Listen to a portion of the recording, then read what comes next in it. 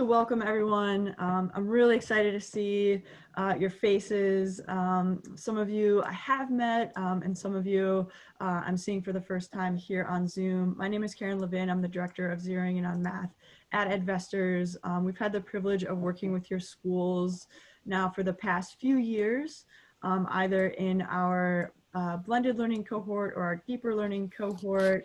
I've been in a lot of your classrooms and had that privilege. And so I'm excited to talk about math instruction with you today. We are teaching and learning in a whole new world. It's a new fantastic point of view going on here.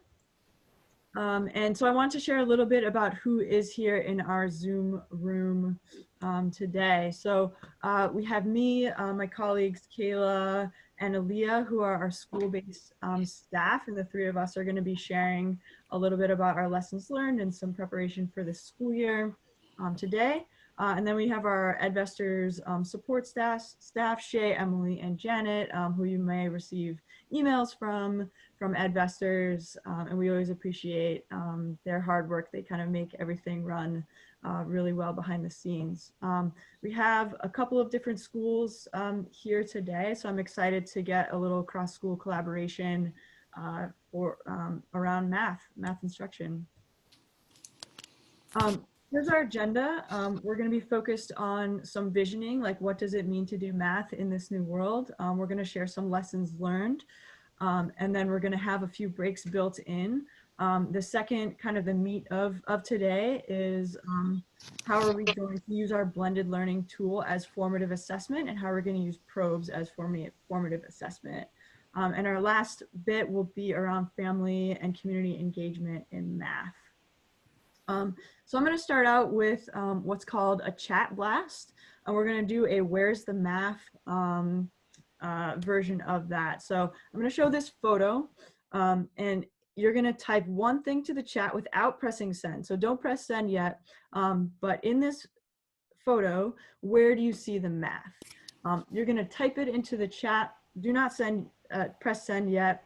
I'm going to do a countdown, 3, 2, 1, go. And then everyone's going to hit send at the same time, and it's going to blast the chat with all of your where do you see the math in this photo. Any questions on the directions? Hurry. Great. All right, take about 15 seconds, 20 seconds right now. Type something around this photo, where's the math? And then we will blast the chat in just a moment.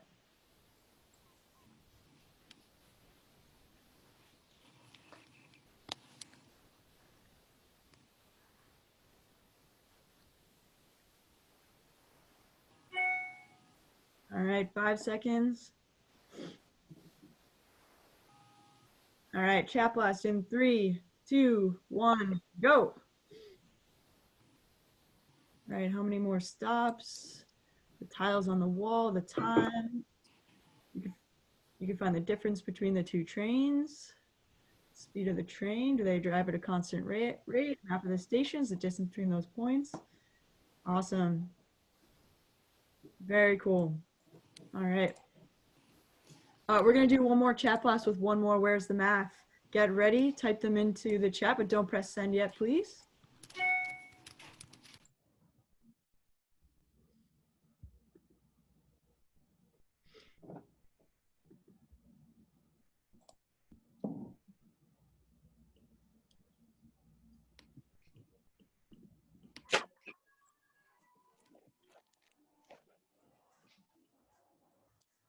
All right, 10 seconds.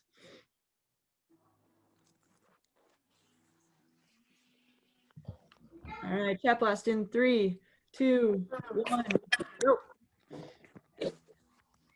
Ooh, cartons of milk. Are there enough milk cartons for 2 lunch periods?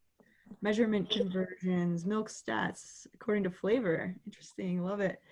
Account of the cartons, quarts, pints, and ounces. Arrays, very, very cool. I like that visual. Nutrition facts, love it. Ratio of different flavor choices, awesome. Faces, edges, and vertices, very cool. Nice. How many ounces of milk are there? Very nice. Awesome. So these sort of like where's the math photos are a really great opportunity to invite a lot of different students in. Invite a lot of different students in from a lot of different perspectives. You can see all just the variation that we have in our responses. Students will have some similar things, right? And you can kind of go with one of those things towards, you know, we did like geometry in here, we had ratios in here, we had arrays in here, you know, multiplication, lots of different ways that you can go with these. Awesome. Well, thank you for that. I always love to start out with some math. We're gonna share a little bit about our vision, but before we do that, we are going to ask you a little bit about how things are going and how you're feeling about math instruction. I want to acknowledge kind of before we share this poll out that we thought that this week would really be yours and be sort of time for you, but we've been hearing that there's a lot of just like requirements and professional development. So I wanted to just acknowledge that piece. And I want to also acknowledge that we've been hearing a lot around logistics and not as much around instruction. So we're really hoping that today will be helpful for you in terms of your instruction. But before we do that, curious just how you're feeling. So Aaliyah's gonna put the poll out and please fill that out.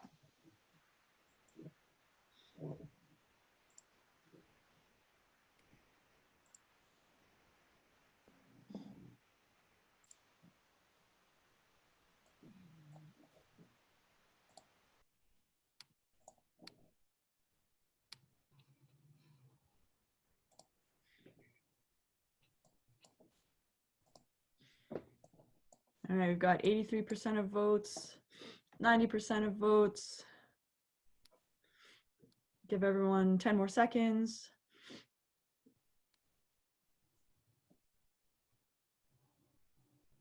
All right, Aaliyah, you can close it. Awesome. And go ahead and share those. Fabulous. All right, so we have a nice mix. We kind of required you to pick one of these. A lot of nervous, a lot of overwhelmed, a little bit excited, a little frustrated, a little tired. I'm sure if we had allowed you to choose more than one, you probably could have given a couple of different pieces. So this is really helpful feedback.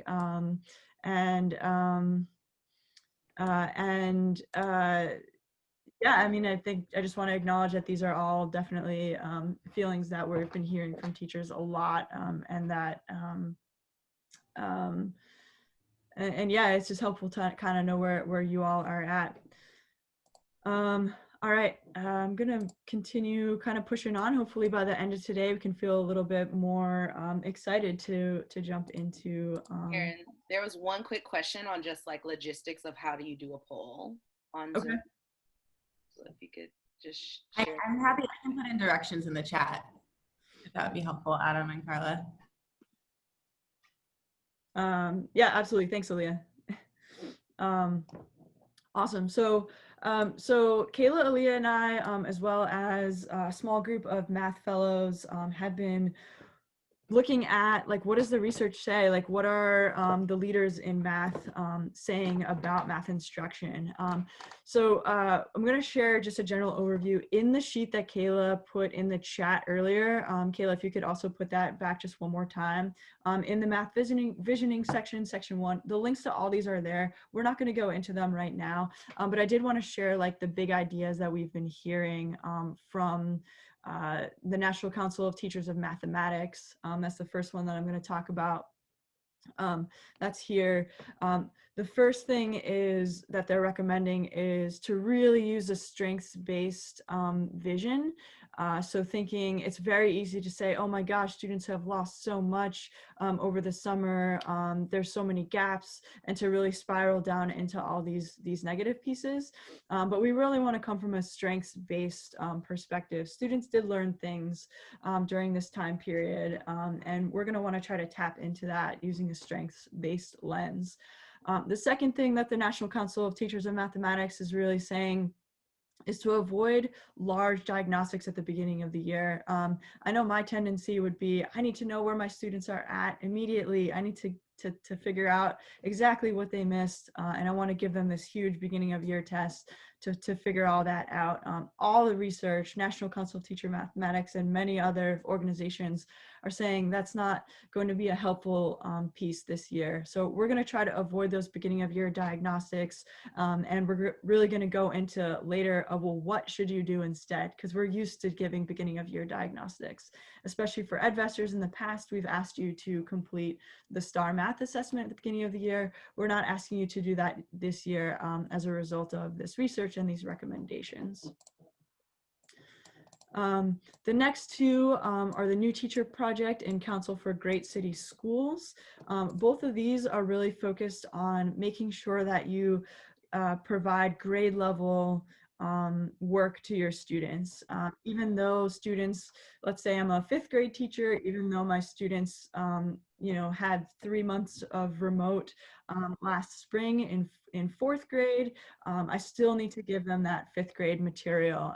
If I just do the 4th grade standards and I never get to those 5th grade standards, that's pushing them farther behind. So we're focusing on accelerate, don't remediate, and just-in-time instruction to make sure we can get to those grade level standards. And the last piece that we're really grounding our work in this year is from Todos Math for All.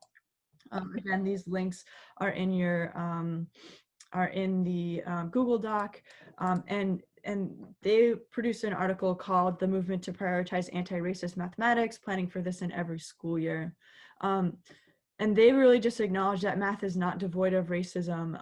In fact, it's often complicit. We kind of think about math as like a space where there's often less words, and so it might be more accessible.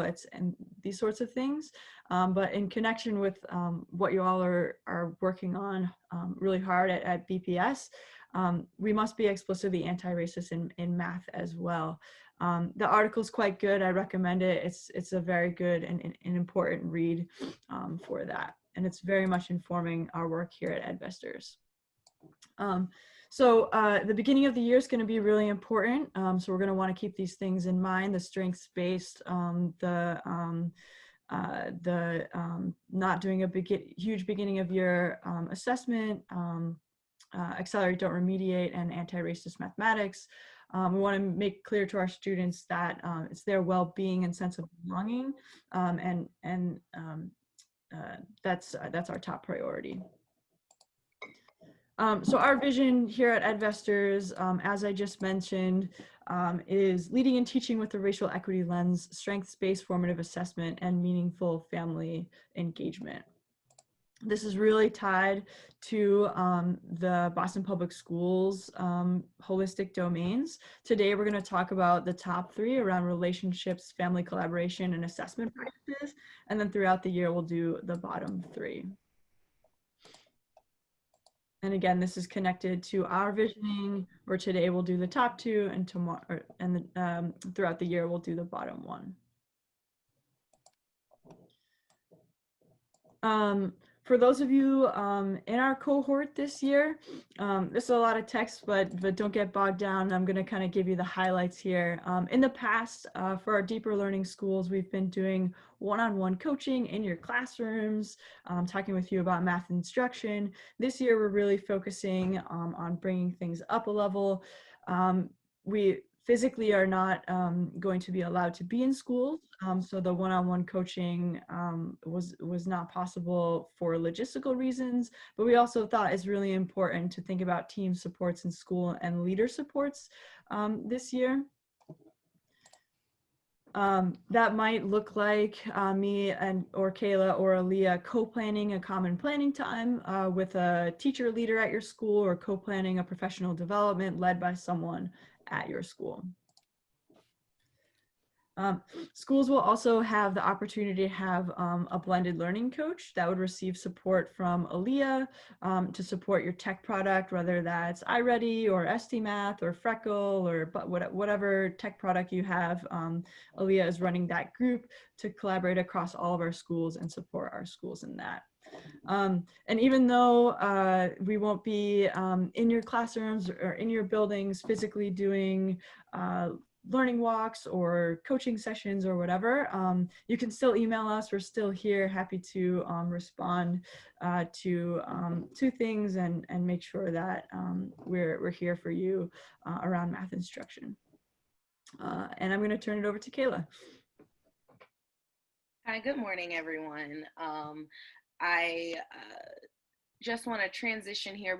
We've gotten a chance to speak to many of you in the spring, and also a lot of your school leaders in the spring and even earlier this summer. And just because we have the privilege of being across many schools in our cohorts, we've learned a lot about remote and hybrid learning, what's been working, what's not been working, and we wanted to share those with you and to help frame kind of the rest of our work for today. Thanks, Karen. And so there are four main things that we learned: that less is more, and that we need to provide as much routine and predictability as possible, because we're not in schools and there's such a routine way of just doing school. And now because we are not in a physical building, we don't have that same level of routine. And so from the school standpoint, how can we provide as much routine and predictability, not only for students, but for yourselves and for families? And also what there needs to be multiple means of engagement for how students are to do remote learning, and also giving and getting feedback, not only for the student, but giving and receiving feedback from families, and making sure that loop is something that is continuously happening throughout remote and hybrid learning. And the reason why they're important, so Karen, if you could click, is that less is more is important because in the spring, researchers were saying that students will only retain 70% of what they're learning in ELA and less than 50% about what they're learning in math during this time. And so we really want to think about how we're utilizing our energy as teachers for planning for math, and also for our students and what they're actually learning. And then, not to replicate the classroom. I think being in the physical classroom, we are so far away from that reality, and let's not try to replicate it. It's something that we are having to let go of in this time, and that in order to really think about engagement for our students. And we've been using this framework, and we actually borrowed this, we borrowed and built upon this from our friends at the Mendel, who use a question response feedback frame when they're planning for their task. And so we often think about not just what's the task, but what is the content knowledge that you would need as a teacher, but also what is the content that you're pushing out to students so that they can be independent in that task. And also, what's that product? How are you expecting students to engage with that task? And then most importantly, that I think has been raised several times throughout the spring months and even into the summer, is what resources do students need to be independent? We no longer have the luxury of students being able to sit in classrooms and use their peer as a resource, or go to you as the teacher as the resource, or even look at the beautiful anchor charts that you have on your walls as resources, or go to your manipulatives corner and use those resources. So how are we intentionally planning for those resources in a virtual environment? And then finally, how are we giving feedback on that task and the product of their work, and making sure that students are owning their own learning by you giving feedback while you're also gaining more information about what that student knows and what that student doesn't know yet. Next slide. And so we all know that we have both synchronous and asynchronous time, and that synchronous time with students is sacred and precious, because that's where we actually have FaceTime with our students. And Karen, I can take remote control if it's easiest. I think that would be better. Okay, thanks. Let me just grab remote control. so I can click the screen. So that synchronous time is really how do we create that sense of belonging that was just somewhat inherent about being in the same physical space together. And that's something that we have to work even harder to do in a virtual environment. So that should be our number one goal during synchronous teaching, is how are we cultivating a sense of belonging in a virtual classroom. Also, this is the time where students should be talking together and making meaning together. And that could be, it could be about what's going on in their world, or it could be about content. But this is not the time where they are solely just listening to the teacher. It's also a time that they can partner, problem solve, critique each other's work, compare two different ways of problem solving, make conjectures about patterns that they notice. And it's really the time to advance learning. This is the time that they have all together, that they can use each other as resources, and they've already done what they needed to do independently, but how do we push the learning further than where they are right now? And that is through that synchronous learning time.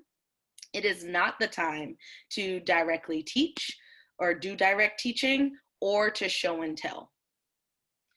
And kind of the other side of that coin is when we talk about asynchronous teaching. And that asynchronous time is when they're not in front of the computer and we're really seeing what they can do independently. Students should be using this time to engage in critical thinking, in deep problem solving, and even the time to view instructional videos. So if this is a time that you need to directly teach a strategy, you can record a video of yourself that you can give students ahead of time that they can watch, not in real time, but they can rewind, fast forward, watch it over and over again, or you can curate a set of videos for students to watch so that they are ready for that synchronous time. It's also a time that students can be sharing and justifying their thinking and their understanding through writing, and I would even say through speaking, through some of our other tech tools.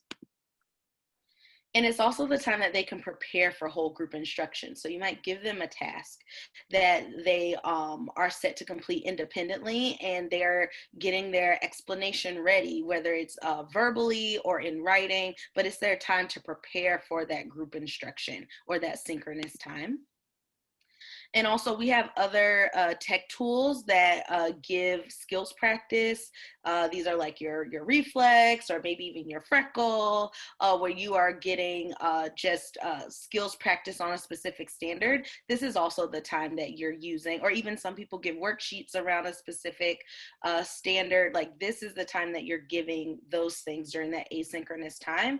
And as I said before, you want to make sure that time is balanced, like that it's not rote skills practice, but that's also all of these things that happened above, that it's time for critical thinking and deep problem solving. And it's the time to assess their learning. Because it's done independently, we can really see where are they on their spectrum of understanding.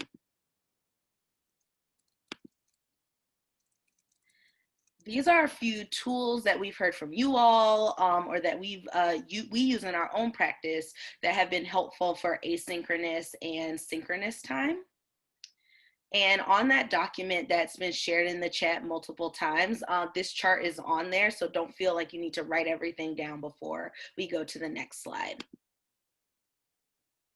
And as I shared before, that asynchronous time, or even some of the synchronous time, is so important because it's showing what students can do independently. And that's when we're talking about like the product, like how are they engaging with the tasks that you've given them.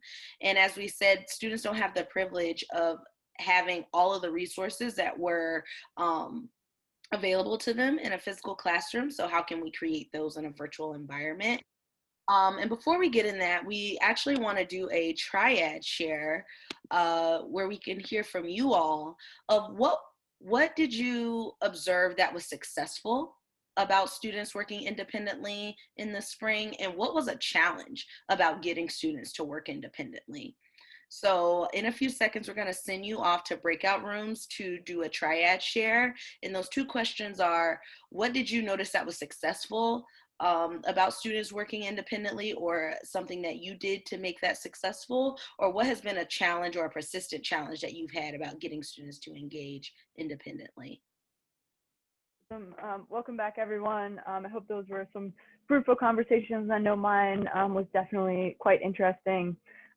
One of the pieces, seems like we're actually still getting some people back. Awesome. Welcome back, everyone. I think everyone's back now. Yeah, everyone's back. Thank you.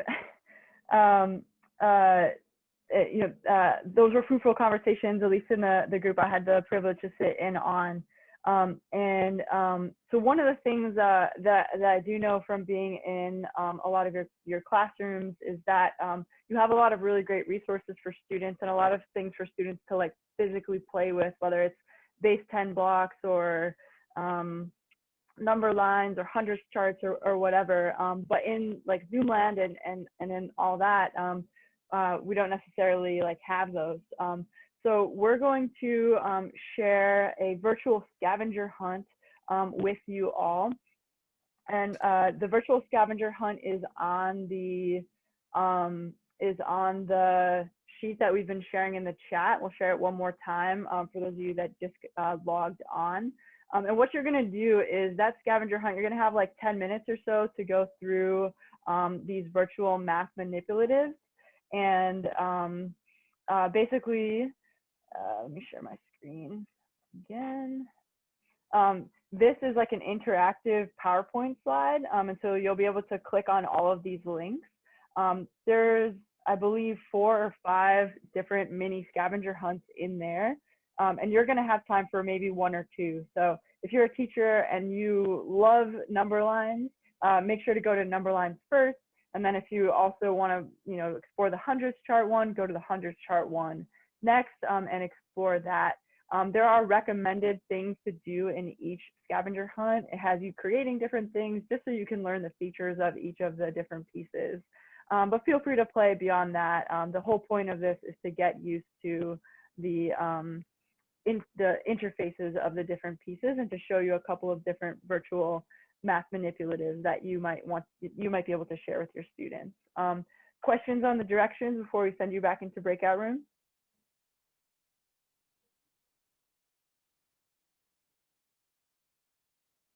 All right, go ahead.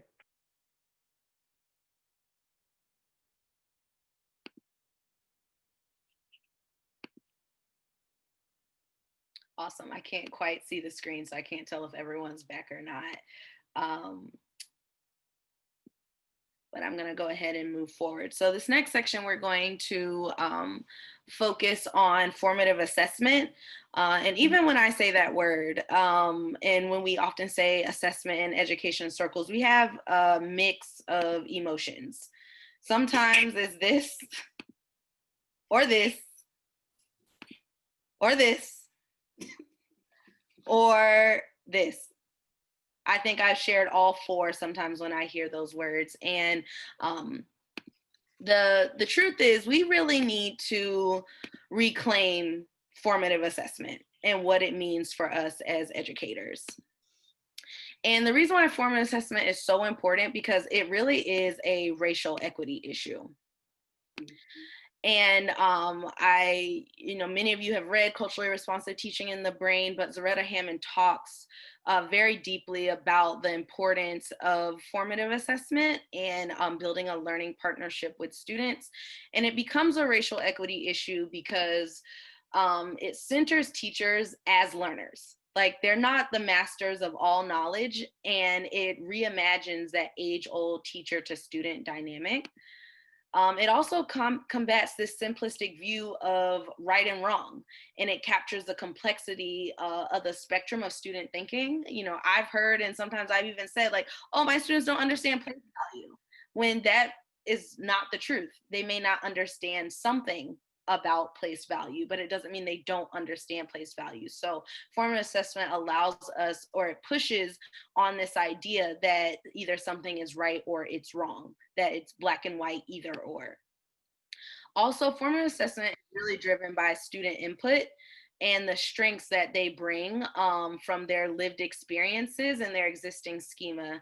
Just as we talked about in the earlier slides, there is a loss of learning because students aren't retaining as much because of remote learning, but we shouldn't just say they haven't learned anything, right? There's so much that they are bringing into the classroom just from this time alone that we need to see as benefits, as gifts, as true knowledge for what it is, even though it might not be traditional content understanding or as we or what we would like to deem as content understanding, which goes into the oh, it's not in this point, but it really opens up the conversation between students and learners about what they know. So it increases the ownership of student learning, and it also increases students' intellectual capacity to drive their own learning when they know, okay, this is what I know, this is what I have yet to know.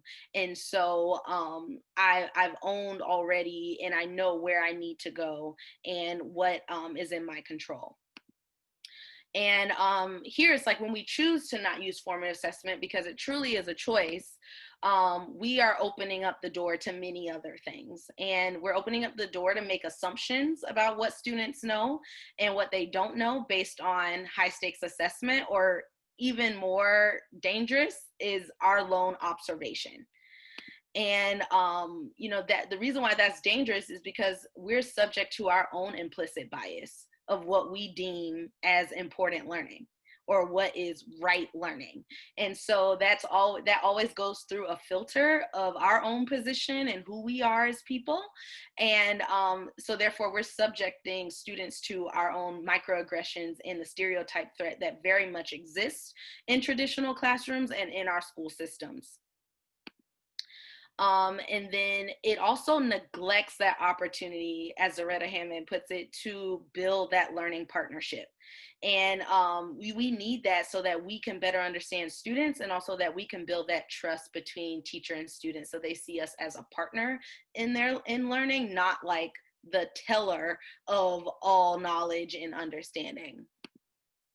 And then finally, we miss out on the opportunity to cultivate a positive mindset around students' own efficacy and student agency in their learning.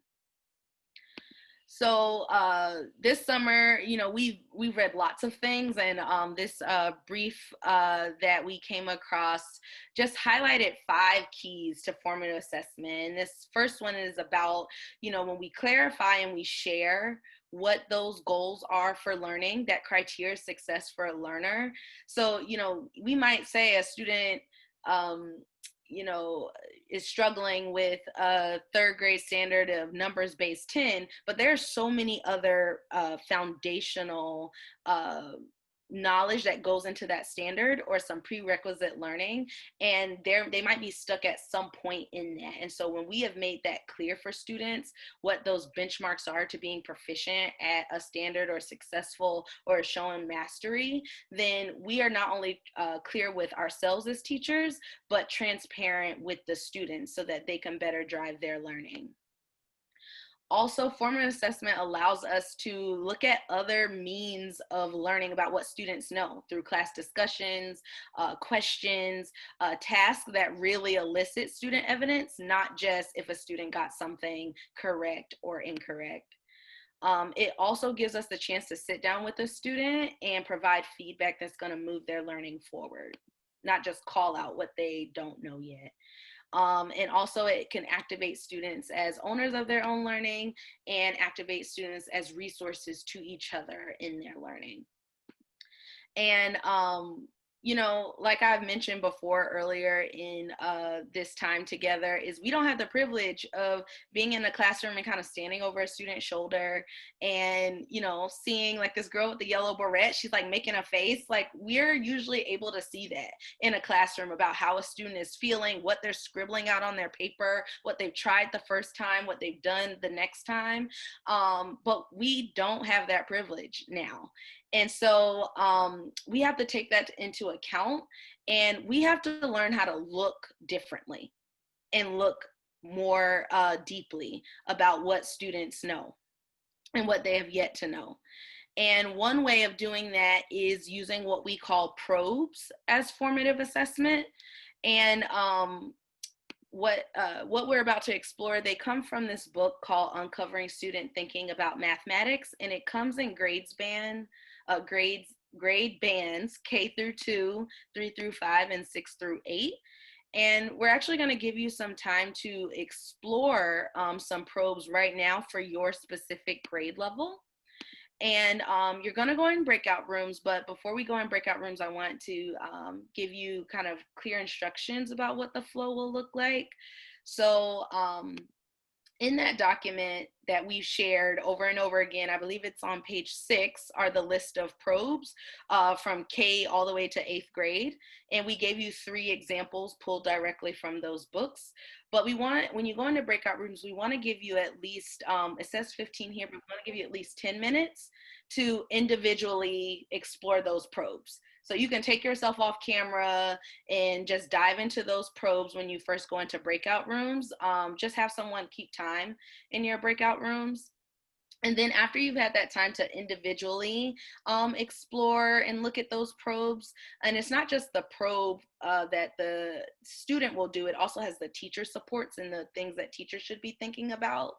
But I want you to consider kind of what conceptual understanding is being targeted in each of the probes that you're looking at, and what information can be gathered from each response or answer choice from those probes. And then when you come back together, you can discuss these 2 questions, like what do you notice about the probes, and what are some ways that you imagine using this in your virtual classroom. And I'm going to actually throw those questions right now in the chat. And then, but use that first 10 minutes or so when you're in your breakout rooms to explore those probes and look at those first 2 guiding questions.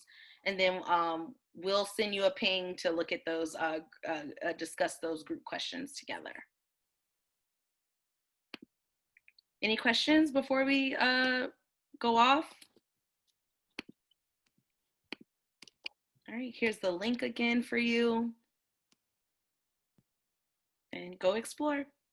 I think everyone is back. But I wanted to open it up like very briefly to this question about what did you notice about the structure of the probes and the teacher supports that were given in the examples, and what are some ways that you can imagine using this in your classroom?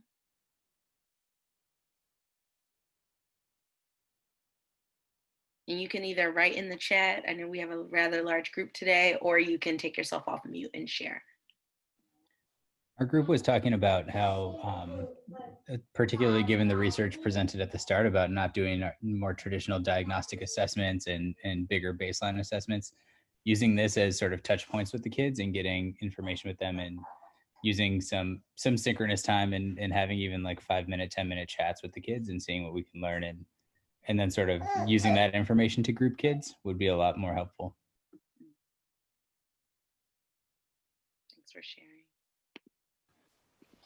To go off of what Noah was saying in terms of how we might use it, our group was actually talking about how we, like being in virtual remote learning, might push us to think more creatively and using some of the tools like either Flipgrid or Seesaw to have kids do their explanation in a video or orally that we can watch later and listen to. If we don't want to do it or we don't have the synchronous time to do it, we could use some of those tools to get at the student thinking so that it's not taking up a ton of like that synchronous time. Thank you.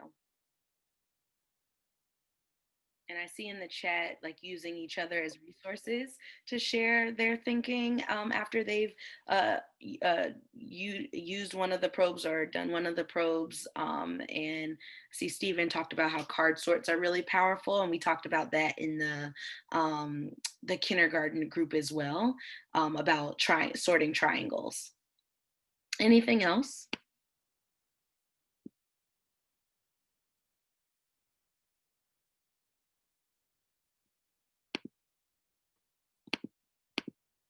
And you all named a few things already, but just one way to consider, and I know we had a short explore of, how to use these probes to accelerate the learning is, it can really help you establish what those learning targets are. We talked about in the early ed group, before I think it was second grade, before even going into a place value unit, giving this probe to kind of see where is students' knowledge of place value, and using the probe to kind of give us a sense of where our class is and where their learning is, so that you can design your learning target based on where your class is, but also to highlight where there might be some individual student needs. The second thing is to promote individual student reflection, which I'm actually going to come back to. But the third is we can use this one-on-one with students to really see what their thinking is and to uncover that. It's also a tool that you can use to support students with their individual learning needs. It's also a great place to promote math talk, and each of these probes required some level of explanation, right? Sometimes we say, oh, we just know, but the probe is designed to elicit a deeper understanding. And so we can even use these as a part of mini lessons to get students talking and to help us design our own questions about, like, why is A correct or incorrect? How do you know? And, in that same vein, one of the standards of math practice is precision. And, we can talk about precision of language or precision of thinking, and you really using these probes to be clear for the teacher about where students' knowledge is, but also students can practice being more and more clear about their thinking. And it's also a tool to be used even amongst teachers to think about a unit and what some of those deep essential learnings around a standard or a domain is. And, although we can look at that full list of Common Core standards, these probes really highlight, each of the answer choices highlight a major piece of understanding within a domain. And so this could even be used to support in planning in your common planning times. I also will add, I want to go back to number 2 about how you can use this to promote individual student reflection. This image here is also taken from the book. It's called the 4 C's model. But that first C is that you commit to giving a probe to your whole class.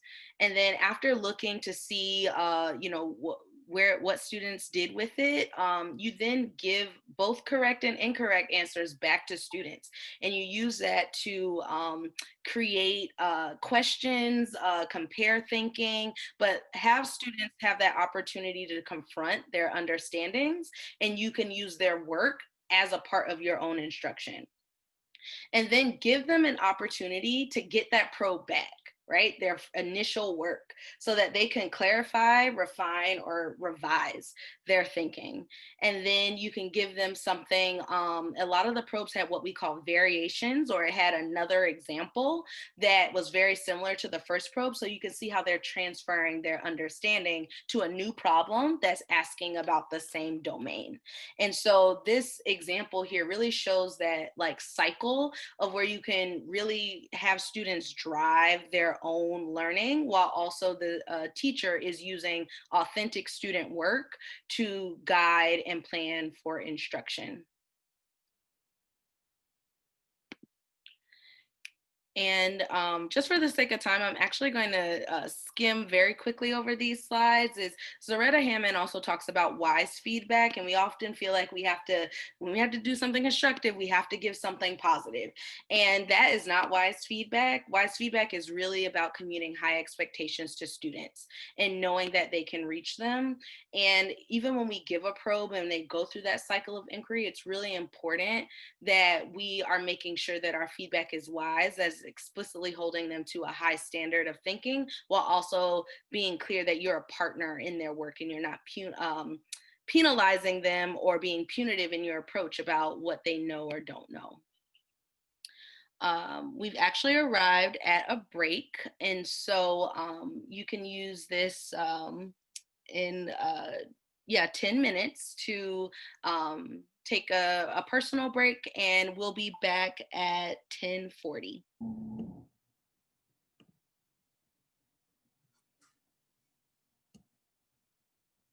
Awesome. So I see most people are back, so we're going to go ahead and get started. Our next section, we're really going to dive deep into blended learning and talk about the goals of blended learning this year. So the two primary goals are how do we use our blended learning and tech programs as a formative assessment tool, but also as a tool to accelerate essential grade level work.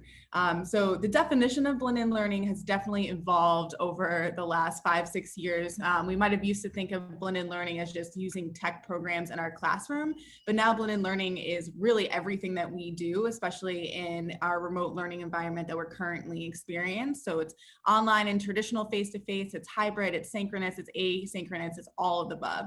So this section is going to focus specifically on how we can use these tech programs in conjunction with all the other teaching and learning environments that you're going to be engaging in this year as a formative assessment tool and accelerate grade level learning.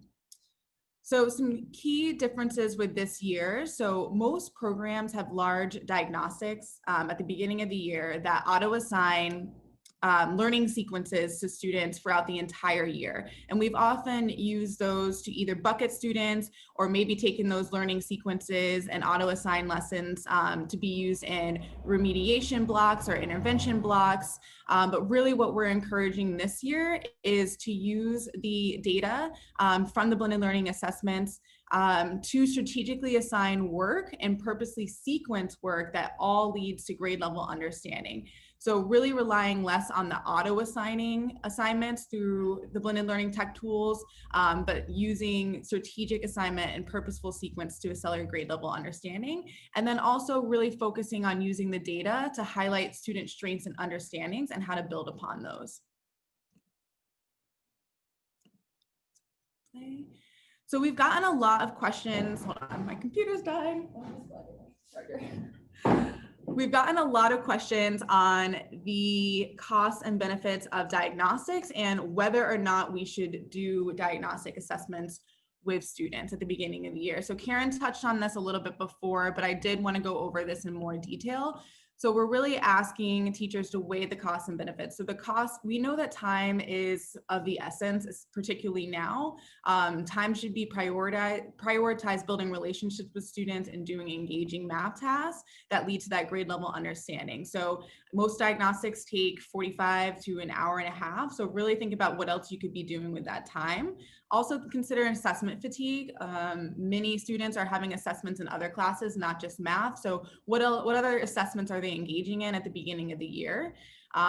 Research has also pointed to doing a large diagnostic at the beginning of the year could potentially lead to loss of student engagement, lower student confidence. As we pointed out before, research is showing that students are retaining less than 50% of mathematics. So we already know that students are coming in with significant learning loss, and having them take an assessment where that becomes apparent to them is not going to be a great feeling. And then lastly, it's added student and parent stress, and probably stress for all of you guys as well. Trying to administer a diagnostic in a remote world or any test in a remote world is stressful, and there's a lot of considerations there. The next piece is just thinking about the benefits, right? So how can a diagnostic be useful to accelerate that grade level understanding? Is it promoting building relationships with students, building relationships with parents? Is it engaging families? Is it going to allow you to provide meaningful feedback? Are there other assessments that you could use, or formative assessments, such as we talked about with Probe, to really get at understanding what students are coming in at? So if you're answering no to all of these benefit questions, we're strongly encouraging you not to use a diagnostic.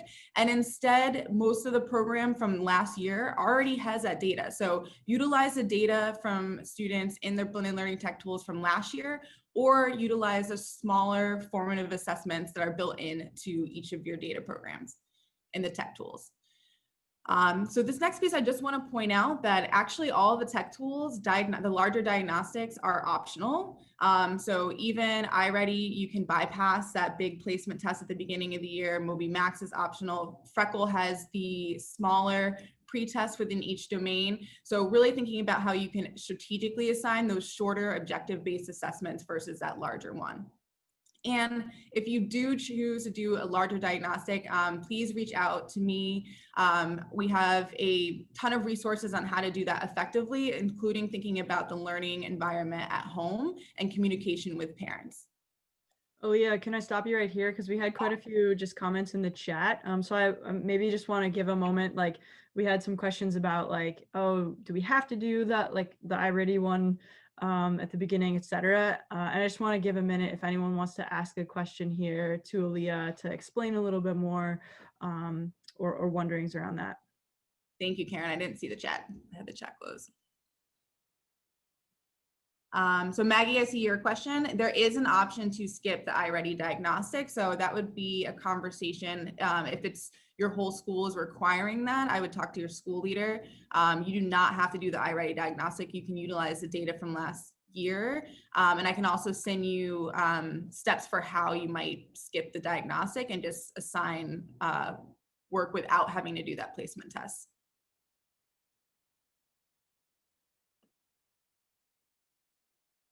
Great, and Stephen, a great point. So he just mentioned that the BPS assessment calendar is not mandating a beginning of year diagnostic. I think that's different for ELA, but I know for math, it's not mandated.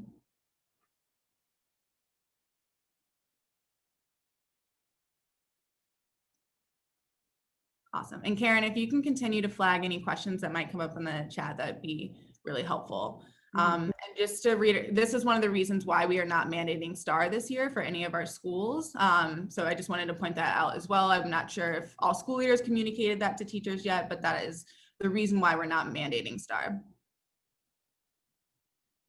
Great. So just moving on, really focusing on blended learning to accelerate learning. So if we think about backwards planning, right, everything that you assign in the blended learning tech tools should all be building to promote student learning goals that lead to essential grade level work and understanding. So identifying what's the essential grade level work and understanding of this year. I'm sure many of you have seen that article about Marie Kondoing the curriculum, right? What is the most important things to teach this year, right? Then your student learning goals should feed into that. And then your tech program tasks and your classroom tasks should be aligned to promote those student learning goals that lead to that essential grade level work and understanding. So what we wanted to do right now is provide an opportunity to practice and give some planning time. Let me go to the next page. Oh, sorry, it's just a lag. So we're going to jump into breakout rooms by grade level. And what we're hoping you can do is spend this time to identify essential grade level work and understanding for your first upcoming unit. And maybe you already have that. If you don't have that, we have some resources in the Word doc that outlines, we have Achieve the Core, the Great Council for City Schools, as well as some progression videos. So feel free to use those as resources to help identify that essential grade level work and understanding. And then think about what are the student learning goals in the first couple of weeks that will help students reach that. And then we want to provide some time for you to play around in your program. So I think we have ST Math, iReady, and Freckle, and Buzz Math on. So dig into your programs, log in, and see what specific assignments and tasks within those programs would help students meet those learning goals. So Kayla or Karen, if you could do, and I'll pause, is there any questions before we jump into the breakout rooms?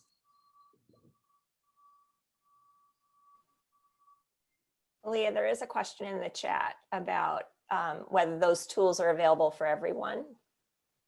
For instance, is like iReady available for everyone? iReady is not available for everyone. So each school has a partnership with us with a different program. So some of the teachers on this call use iReady at their school. Some use Freckle, some use ST Math.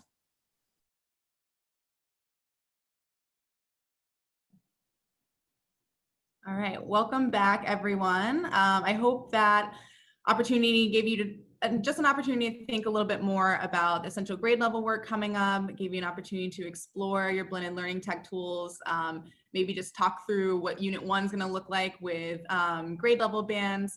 So I hope that was useful. The next piece that we're going into is how we can use blended learning as a formative assessment tool. So really looking at how it can promote the learning goals and criteria for success that will lead to that essential grade level work and understanding.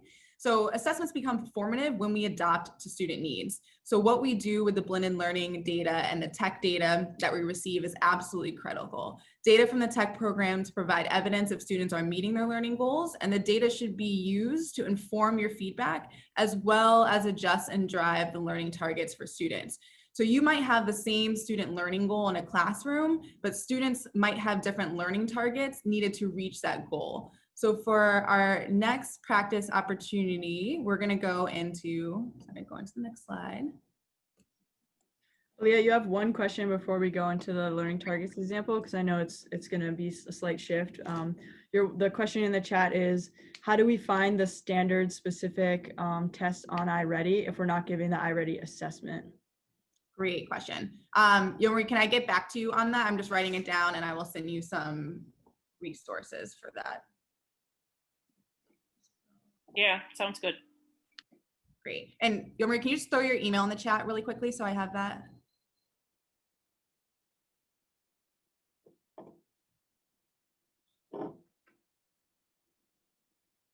Awesome. Great.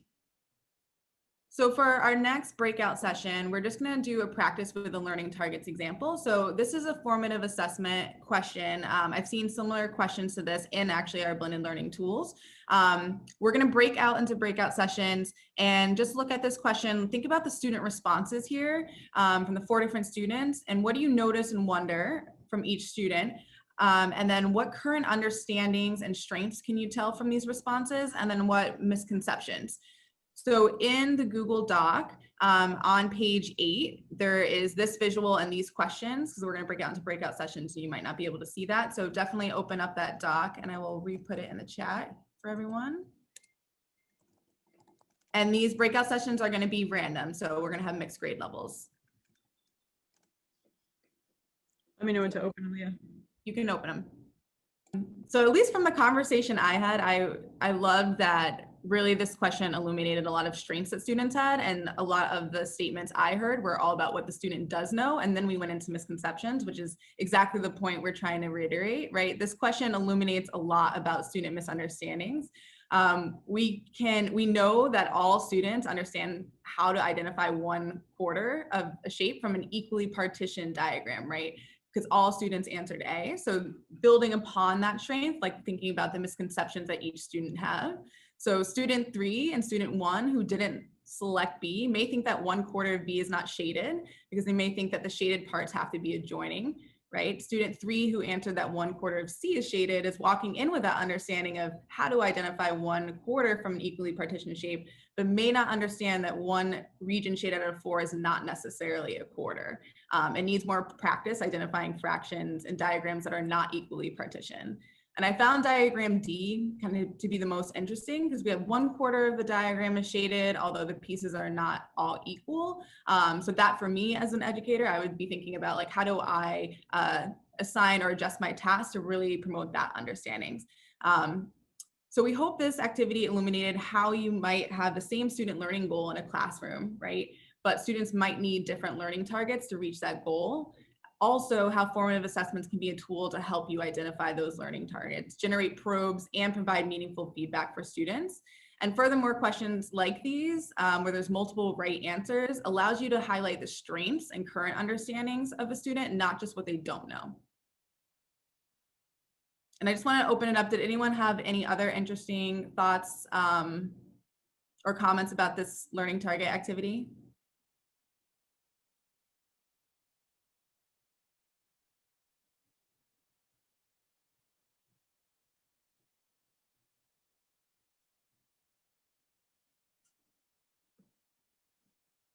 Awesome. All right, working on wait time. So the next piece, just reiterating, the data from the tech program really should be informing your feedback. And as I said before, we're going to really try and emphasize the data to highlight student strengths and current understandings. And I'm not going to talk too much about this because Karen's going to touch on this a little bit more for the next section.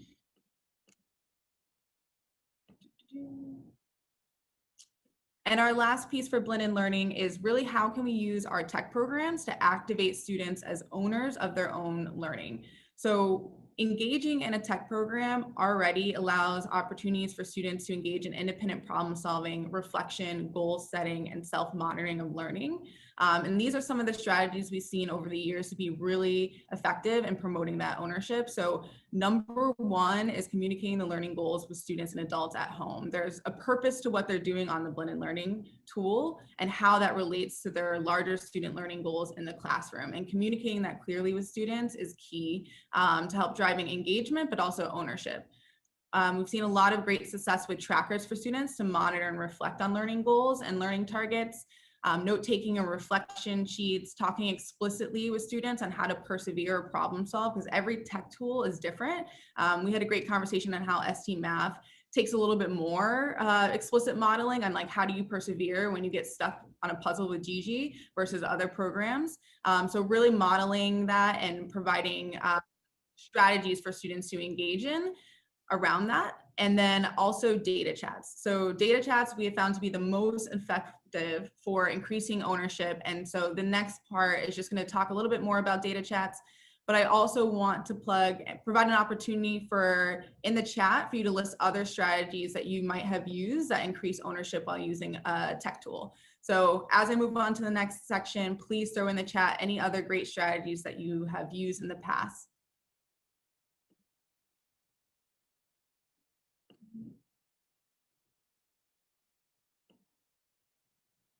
All right, so. Do you mind just repeating the question? The last part cut out for me. Yes, sorry, Virgiline. Actually, I can't even, was that Virgiline? Yes, it is. Recognize.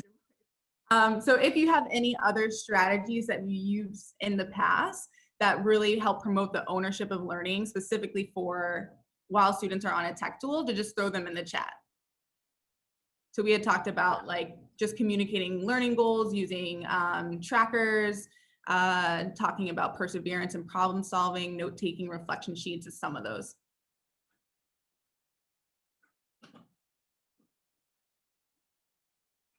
Thanks, Michelle, that's a great one. Great, so just thinking more about data chats, we have found this to be the most effective strategy for increasing ownership. We're gonna highlight a lot of different strategies you can use throughout the year, but I did wanna hone in on this one. So data chats are one-on-one conversations with students, obviously centered on data, where students discuss strengths and areas of growth and also identify goals and next steps. So really there's a few guidelines for focusing on data chats, and one is to focus on the learning explicitly. So give students a big picture of why you are meeting together and how it will help them become stronger learners. Use student-friendly language. So adjust the conversation to meet the individual needs of that student. We want to keep the language focused on growth and not ability. So in the resource doc, I actually have tips for different grade levels and prompts you can use that adjust for student-friendly language based on the age group. So I encourage you to check that out. The next one is partner with students. So we want to enter the conversation with a sense of partnership, shared effort, and inquiry. We want to use a collaborative tone to encourage students to take ownership and brainstorm ideas, really reiterating the message that we're in this together. Act promptly. I think this is the toughest one to do. I am acknowledging 100% that finding time to have data chats with students is a huge challenge. But the quicker we can respond with these data chats in alignment to their assignments and what they've been doing, the better. Be transparent and sensitive. So we want to openly discuss student data, be very clear about the data and what that highlights, but always keep conversations polite. Consider how much info you want to share based on the student, and you always want to start with student strengths. Setting goals. So at the lower elementary grade, a lot of this might require more prompting and guidance from teachers to help set these goals, but we want to involve students in helping them create their own goals aligned to those larger student learning goals in the classroom. So when I did data chats with my middle schoolers, a lot of the beginning of the year was me kind of guiding them to that, but by mid-year, they were creating their own goals. So we're really trying to move them to take ownership of setting those goals and monitoring their own goals. And I think the most important piece, also this is the most challenging for me when I started with data chats with students, is follow up. Make sure that as you set these goals with students and you have these data chats, that you're following up around those goals and checking in on their progress. The first time I did these, I just didn't follow up with students in a timely manner, and it really was damaging to the relationships I had with students. They saw data chats then as like, oh, this is another time where I'm setting goals, but the teacher's not holding me accountable to them. So making sure that you absolutely follow up around those goals is important. And using things like trackers or having like electronic binders to reference in those data chats is a great strategy for making sure that you can follow up, and also just scheduling that time with that student in advance.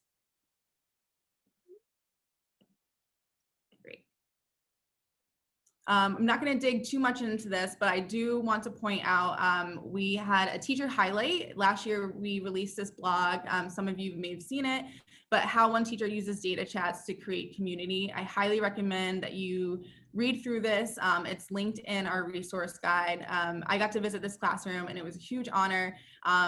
This teacher has been implementing data chats for years with her students, and she really talks about how it has transformed her relationships with all of her students, transformed her parents, as well as increased student ownership of their own learning. So highly recommend you just skim through that if you have a chance. And so the last piece, we don't have time to dig deep into this, but as a beginning of year action, I highly recommend familiarizing or refamiliarizing yourself with your tech program as a formative assessment tool that's going to promote grade level understanding. So here's just a list of questions to think about before you launch your work with your students this year using the tech program. So just familiarizing yourself with what type of assessments does your platform offer, looking at the data reports. How can the data reports help you identify strengths of students? How will it help you give feedback to students and parents? How is it going to help inform your instructional decision? Being clear with students on what does it mean to be successful using this program, especially in a remote learning environment, setting clear expectations and parameters around how they will use this program. How you will communicate and help students monitor their own learning, and that should involve conversations with parents as well. Promoting student ownership through some of the strategies we mentioned before, as well as data chats. And then going back to what we were able to start practicing and planning today, what assignments in the tech program can you assign in the first few weeks of school that really help you promote that essential grade level work for Unit 1? Awesome. Aaliyah, can you click one more slide, please? Awesome. We're going to do an Energifer to power us through the last little bit of time. In the chat, I'm putting a link to a Google Doc. Please open that Google Doc really quickly. We're going to see about everyone's GIF finding, or GIF, however you want to call it, their GIF finding skills. When you have it open, you should see, Kayla, you can take down the screen sharing, please. You should see just a blank document, and there's a space for a prompt. I'm going to copy and paste in a prompt in just a moment. And then when the prompt comes up, you're going to go off, find a GIF and place it in there. What the GIF that you place in there should like generally describe whatever the prompt is. Questions?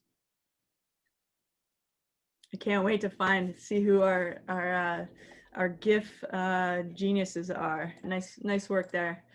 Awesome. So hopefully you're energized for our last piece. We're going to transition into family and community engagement in math. I have an I notice, I wonder for you, and we're going to do another chat blast. This is the image, strength comments on the left, deficit comments on the right.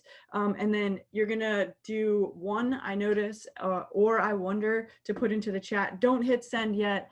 You'll hit send in just a moment.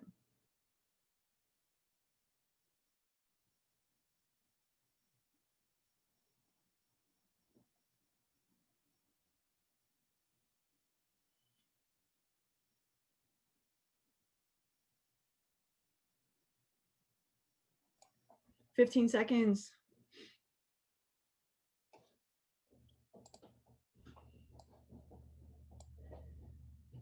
All right, let's chat blast in 3, 2, 1, go.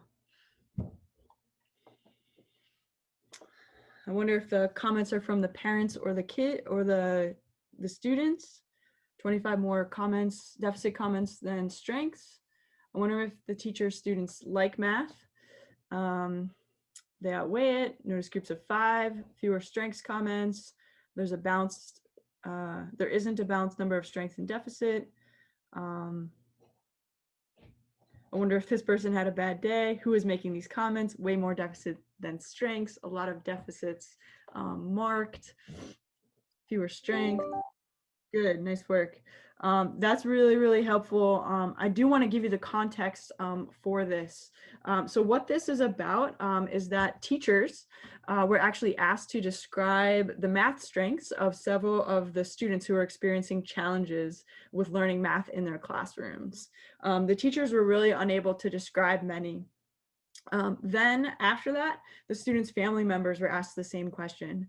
The parents, extended family, or guardians were able to provide multiple strengths their children had in math, including things like Charlie loves to count everything. He's always counting and comparing. Nia tells me that she likes when they do fractions at school. She cooks with me at home a lot and says fractions make sense to her. Or Alonzo plays checkers with his grandpa and he's learning to play chess. He beats everyone but his grandpa. I think there's this discrepancy, right? Like as teachers, we're very used to problem solving and saying, all right, like I see where this student is struggling. I see what they don't understand, like, and they're really having a lot of different issues. But when you ask someone's parent, guardian, aunt, uncle, grandma, grandpa, like they can tell you up front what all the strengths are. And then they might add a few things that the student is working on as well. And so there's this disconnect here, right? This difference in that.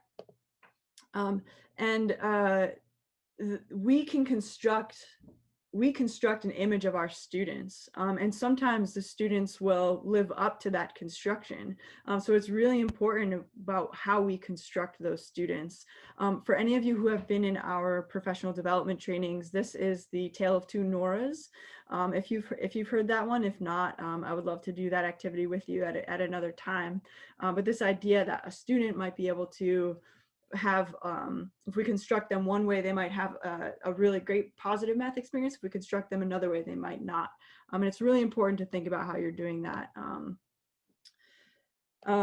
Kind of back to a piece that Kayla hit on earlier, like we can choose what we're going to look for and how to look for students. And we've kind of hammered this point home, but we can change that narrative. We can really focus on a strengths-based lens here. These are statements that are from a book called Strengths-Based Math Instruction. And when I was reading them, I was like, wow, I've done like most of these, especially a couple that I want to share. So this idea that you might say something like, oh, like she's doing the best she can, right? Like the underlying belief there, which they pointed out and was kind of eye-opening to me, was like, oh, the student can't learn anymore. That's not what I meant by it, but that is the underlying belief when you might say something like that. So this is in your resources, and it has a bunch of different ones listed out, and it gives the alternative belief, how you might change your statement or your belief to be more strengths-based. A second one around families and, oops, hit too many buttons. A second one around families and communities would be this idea that if a parent hasn't like shown up to parent conferences or something like that, they might not be invested in their students' education, and that's not the case. Families care very much about their child's success. They just might not be able to attend the conferences, and so we want to make sure that belief around that we're viewing families as sort of strengths-based is there and is present. Again, this is in your resources, so if you want to take a deeper look into that.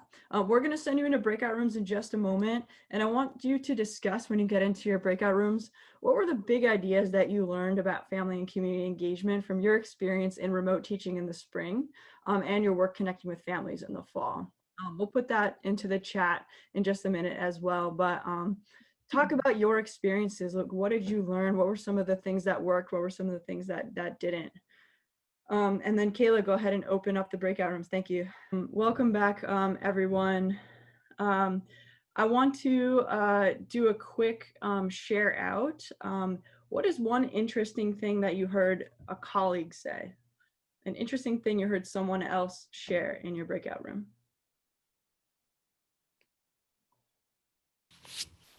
Karen, it's Andrea Griffin.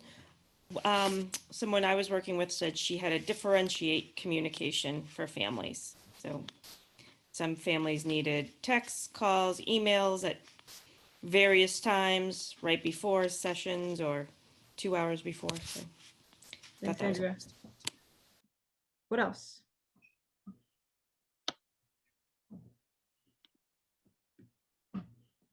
And similar to how Kayla did it, you're welcome to take yourself off mute. Thanks, Andrea, for modeling that. You're also welcome to put it in the chat. So we talked about how like it's nice to like give parents the data, but it's so important, just as important to tell them the story behind the data, because anytime you quantify anything, sometimes like we just take it and run with it. And like if hearing your child, you know, has 70% mastery or like lower mastery on a skill can be really scary for parents, but like being intentional about how you communicate the child's growth was something that, like we said, was really important and was really effective so that parents get a full picture. Thanks, Virgiline. Take 2 more comments. We talked a lot about how we noticed that parents or adults were very flexible about communication and helping their students, their children get engaged with remote learning. Thanks, Lisa. All right, we've gotten a Roosevelt and 2 Perry. Can we get a Gardner?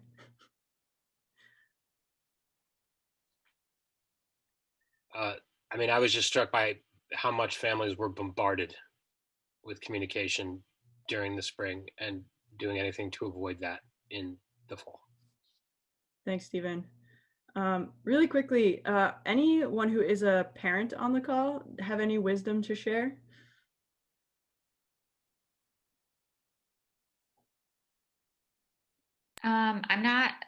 I am a parent, but not of a school-aged child, but just thinking about the communication that I've gotten from daycare and things like that. It is really nice to hear like good things about the day and like photos and stuff like that. So I think even though, you know, my daughter isn't in school yet, that kind of made me think differently about how I was communicating with families. Thanks, Lisa. I'm a parent of 3 kids, grades 4, 6, and 8, not in Boston. And one thing that was really helpful was having the teachers reach out prior to the start of the school year. And then also, my district did not do this, but I wish they had, prior to going in and doing remote learning, to have some sort of information session for families so that you knew how to set them up for the first day or for remote learning. So it wasn't like a guessing game for us. Thanks, Melinda. I would say, so my kids are older. I have 2 actually in juniors in college right now that are doing remote from home. And they really like the option of seeing the recorded lessons. I know like some of our middle schools, trying to get them to show up at specific time was a huge challenge in the spring, especially if it was early classes. So, I mean, I am not digitally savvy like you young kids, but if that was an option for some of them, I think that might be helpful too. Awesome. Stephen, I saw you come off mute. I'm curious if you have anything else. I may not be representative of all parents, but if every time a school wants to send a blast email, if they just didn't, I think I would appreciate it. Thank you. Awesome. Well, thank you. So many different pieces to think about here. I'm going to share my screen again. You hit on a lot of kind of big topics, both from the teaching perspective and from the parent perspective. We don't have time for this, so I'm going to skip it, this as well. I did want to point you to one additional resource that is in your document. It's communication examples, so like examples of things that teachers have sent home in the past, and then rewritten of a strengths-based example. So I would recommend taking a look at that, seeing how you can think about positioning the parents as the experts. I think one of the biggest thing about this is that parents and guardians are the experts on their students. Just like the first I notice, I wonder, they can come up with all these things that students are strengths with, and you all are experts on the content, right? Whatever subject it is that you're talking about. And this partnership between parents and teachers is really important. So position those parents as the experts on their students, make sure there's two-way communication, kind of to Stephen's point, right? Not just blasting things and never hearing, but like you want to have a dialogue going with your parents. And as Aaliyah and Kayla were talking about, position those families through a strengths-based lens. Someone already brought up family Zoom calls. So this information session that Melinda was talking about as an opportunity to check in beginning of year, you can make them monthly. We've had some teachers do that in the spring.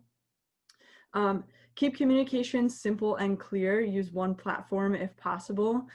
School-wide would be ideal, right? If a family had a student, a third grader and a fifth grader and an eighth grader in your school, and they're getting one from Google Classroom, one from whatever other thing, and one just email, like it's going to be hard to keep track. So if possible, align that as best you can. But if you can't control other grade levels, at least make your communication coherent and clear. Less is more. That came up in our math content, and the idea of being like clear and concise is really important. And lastly, we've been talking about this, but make sure to use that asset-based language when you're thinking about talking about students with your colleagues. So if you're in a common planning time and notice yourself doing some deficit-based language, like catch yourself, rephrase, and try to train yourself into that strengths-based thinking. There's quite a few resources in that resource page as well. I've got some articles and podcasts and books and stuff if you want to dig in further. But I did want to point you to the tech-based resources. So iReady has a bunch of family resources ready-made. Don't reinvent the wheel. Use the things that your products are already creating. Freckle has letters to send home to families in 6 different languages. ST Math has parent resources as well. So dig into those. Those links are directly there for you. You can also just Google it or go onto the websites and use those to communicate with parents about your tech products. And just a reminder about our supports this year, we're going to be focusing on overarching school supports, team supports, co-planning, professional development, or common planning times. Each school will have a blended learning coach, and then please reach out to us with any questions or comments throughout the year. We have a short survey for you to complete. We really appreciate your feedback, whether it was positive or negative. It's very helpful for us to know what went well today and what did not, so we can best support you all. We're going to throw that in the chat. It's also in your resource document at the top and bottom. Really appreciate you taking the last minute that we have together to fill that survey out and give us that feedback. And we'll stick around for a few minutes after the call too, so if you have any questions, feel free to stick around and ask. Thanks, Kayla. She threw the survey in the chat. And once you're done with that survey, feel free to sign off and have a good rest of your day. Good luck as you, meet your new students and welcome them back.